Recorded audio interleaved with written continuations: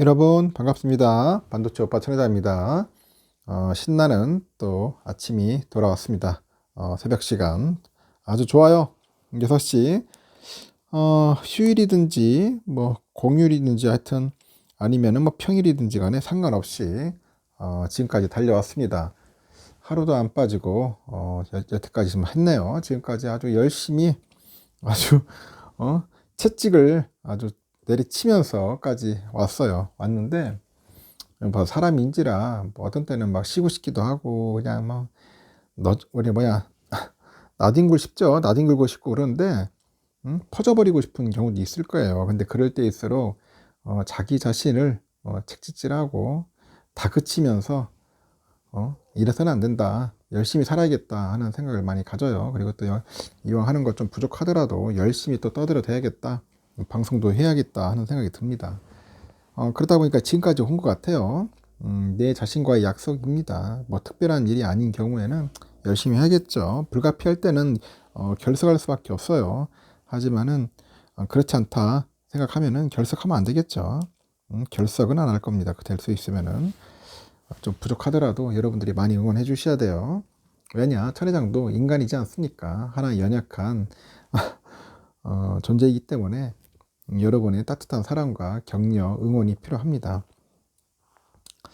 제가 많은 사람들을 이렇게 어울려 봐요. 이게 시골에 있으면은 여러 이렇게 뭐 노인분들도 많이 만나고 이 청년 농부들도 보고 하는데, 이게 보면은 좀 약간 무례한 사람들이 좀 있어. 무례한 사람도 있고 좀 싸가지 없는 사람들도 간혹 있더라고. 무례하고 싸가지 없는 사람들. 하여튼 무례함에 대한 최고의 반격은 뭘까 고민을 해봐요. 무례하게 대하는 사람들. 결국은 침묵이다. 침묵. 침묵으로 저는 일관합니다. 뭔가 앞뒤가 맞지 않은 말로 나를 비난하는 사람한테는 논리적으로 반박하려고 애쓰지 않아요. 애쓰지 않습니다. 그냥 상대가 이상하다 싶을 정도로 한참을 아무 말도 하지 않아요. 그리고 말도 안 되는 이유로 나를 몰아세우는 사람한테는 굳이 흥분하면서 다툴 필요가 없는 겁니다. 그냥 무심한 듯 아무 표정도 짓지 말고 깊은 생각에 잠긴 듯 침묵을 지키는 겁니다. 무례한 사람들이 무례한 말로 노리는 것은 상대의 기분을 뒤흔들고 스스로 무너지게 만드는 거야. 스스로 무너지게 만들자, 그겁니다. 뭐 되지도 않는 말에 어떤 식으로든 대꾸를 하게 되면은 그 사람은 그 말을 구실 삼아서 다시 또 여러분을 자극하는 겁니다. 그래서 무례한 말과 행동은 대부분 예고 없이 찾아와요.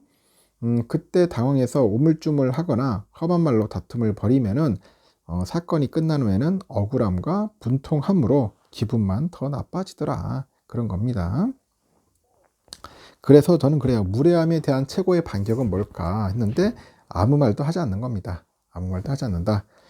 그 침묵으로도 그 사람이 바뀌지 않는다면은 그 이후로는 더 이상 그 사람과 말을 섞지 말아야겠죠. 말도 안 섞을 겁니다. 하여튼 무례한 사람들이 종종 있어요. 그러면 저는 인간 취급을 안 합니다. 그냥 아예 상종을 안 하는 게 제일 좋아요. 너무 잔인한가요? 너무 내가 좀 강한가?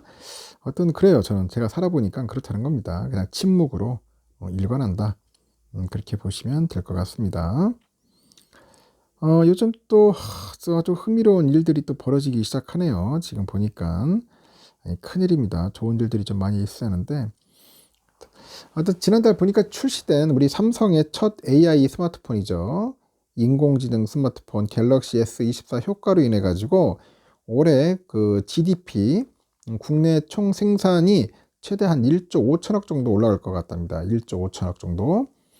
올해 글로벌 판매량이 3천만 대를 웃돌면서 수출은 물론이고 내수의 그 부양에도 힘을 보탤 것이다, 그런 이야기를 합니다.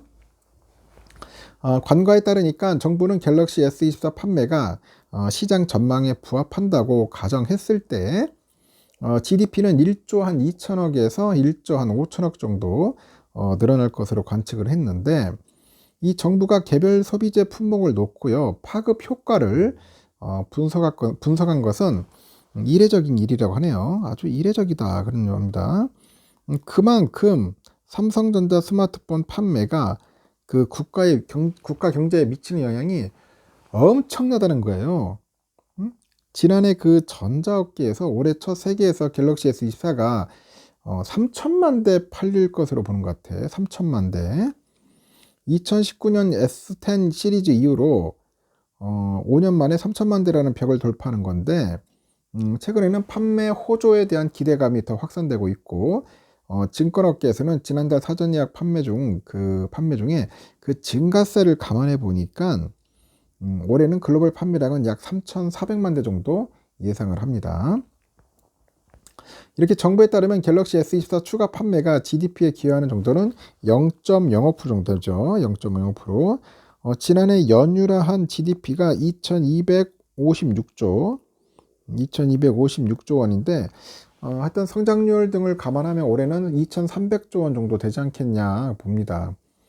S24의 경제 기여도를 감안하니까 올해 GDP가 1조 한 2천억 정도 늘어나는 효과가 발생하는데, 정부는 늘어난 생산이 소비와 순수출에 긍정적인 영향을 주면서 이 GDP가 최대 1조 5천억까지 늘 수 있다.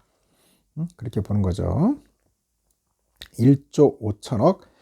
정부가 갤럭시 S24 글로벌 판매에 기대감을 갖는 것은 올해 경기 회복 핵심인 내수를 뒷받침하는 한 축이 될 수 있기 때문이겠죠.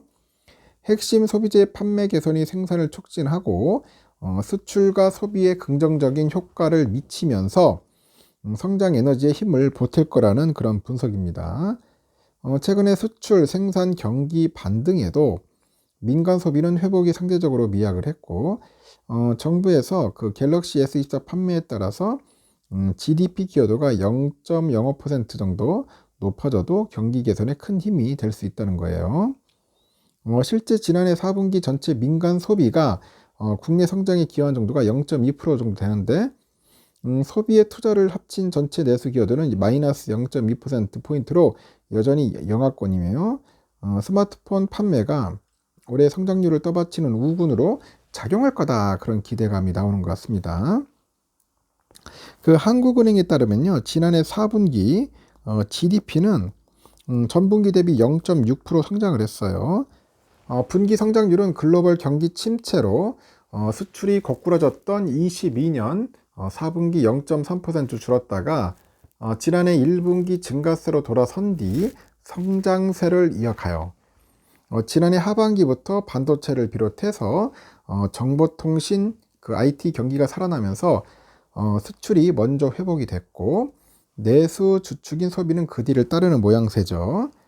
지난해 4분기 수출은 반도체가 중심이 돼서 2.6% 늘었고, 상반기 한파가 심했던 민간 소비도 일단은 0.2% 늘어요.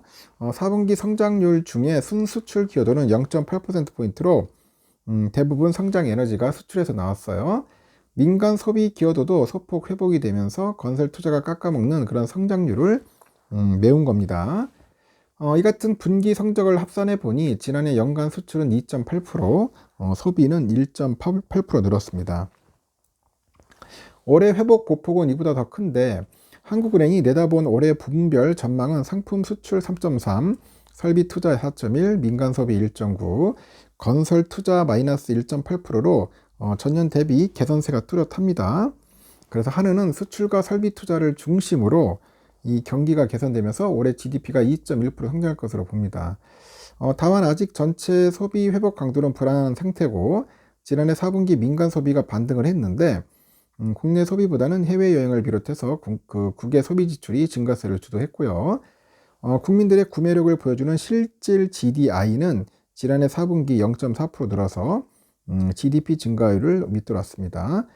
최근 수출이 나아지긴 했는데 내수가 여전히 부진한 상태죠.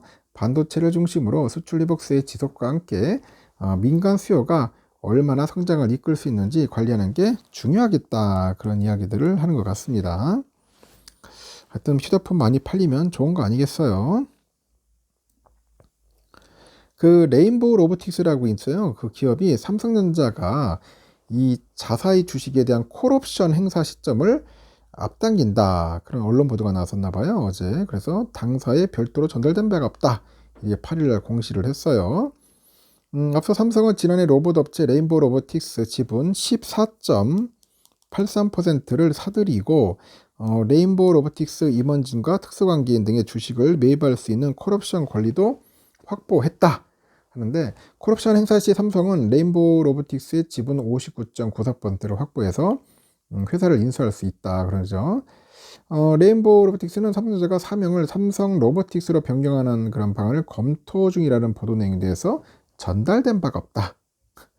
전달된 바가 없대요. 여러분들 참고하시면 좋을 것 같습니다. 요즘 보니까 그 삼성전자가 지난해 4, 4분기 전 세계 태블릿 시장에서 역성장에도 불구하고 2위 자리를 유지했죠. 하지만 중국 애들이 엄청나게 따라와요. 상승세가 아주 거셉니다. 그러다 보니 삼성의 고심이 깊다. 시장조사 기관에 보니까 지난해 4, 4분기 전 세계 태블릿 출하량이 3,778만 8천 대인데 전년 동기 대비 10.7% 감소했어요. 업체별로 보니 애플이 1,480만 1,000대, 전년 동기 대비 24% 급감을 했고, 이로써 시장 점유율도 46.1에서 39.2%로 하락을 했어요. 1위 자리는 지킵니다. 같은 기간 삼성은 681만 6천 대로 10.5% 역상장했는데, 태블릿 시장 자체가 축소되면서 시장 점유율 18%는 유지해서 2위를 차지했어요. 반면에 화웨이가 281만 5천 대 출하했네요. 지난해 동기 대비 95.4% 상장을 했어요. 3위에 이름 올렸고, 레노버가 268만 2천 대, 14.9% 증가 4위, 아마존은 200만 1000대, 43.9% 급감. 하여튼 이처럼 애플, 아마존 등이 휘청거린 반면에 중국 기업인 화웨이, 레노버가 상승세를 보인 것은 중국 내 애국주의 소비 열풍, 이 여파로 분석이 됩니다. 상대적으로 중국 판매 비중이 크지 않은 삼성은 영향을 덜 받은 거예요. 이로써 지난해 태블릿 시장은 전년 대비 10.3% 역성장한 것으로 나타났고, 태블릿 출하량은 3년 연속 감소세입니다. 다만 올해는 어느 정도 반등이 예상돼요. 하여튼 카날리스의 연구원이 연말 연시에 태블릿 프로모션과 번들 상품이 급증을 했는데, 시장 운명을 뒤집기에는 충분하지 않았다. 올해는 더 건전한 재고 수준과 정부 및 사업 용도의 그 추가 수요로 태블릿 판매가 반등할 거라고 합니다. 이어서 TCL과 레노버가 CES 2024에서 발표한 새로운 모델과 올해 초 애플 아이패드 포트폴리오의 업데이트가 예상되는 점은 태블릿 교체기를 늘리는 데 도움이 될 거라고 하죠. 이에 따라서 삼성은 올해 프리미엄 라인업으로 수익성을 강화함과 동시에 보급형 제품으로 시장 점유율을 확보하는 투트랙 전략을 이어갈 거다, 그런 이야기를 합니다. 하여튼 삼성전자 MX 사업부 상무가 최근에 실적 발표 컨퍼런스 콜에서 태블릿은 프리미엄 제품의 강화된 사용성과 연결 경험 기반으로 탭 S 시리즈 중심의 프리미엄 판매 확대를 지속적으로 추진하겠다고 합니다. 아울러서 보급형 태블릿 갤럭시 탭 S6 라이트를 새로 내놓을 것으로 예상하네요. 하여튼 엑시노스 1280 그 4기가짜리 램 등 중저가 라인업에 걸맞는 그런 사양을 탑재해서 갤럭시 탭 S6 라이트 새 버전으로 추정된다고 하는 것 같습니다. 하여튼 아이패드니 뭐니 요즘 많이 쓰는 것 같은데, 갤럭시 패드 많이 쓰는 것 같은데, 탭도 태블릿도 삼성전자가 많이 팔아가지고 매출 그리고 영업이익 많이 남겼으면 좋겠습니다. 일단 삼성에 관련된 얘기는 여기까지 하겠습니다. 여러분 좋은 하루 보내시고 아주 즐거운 연휴 보내시기 바랍니다.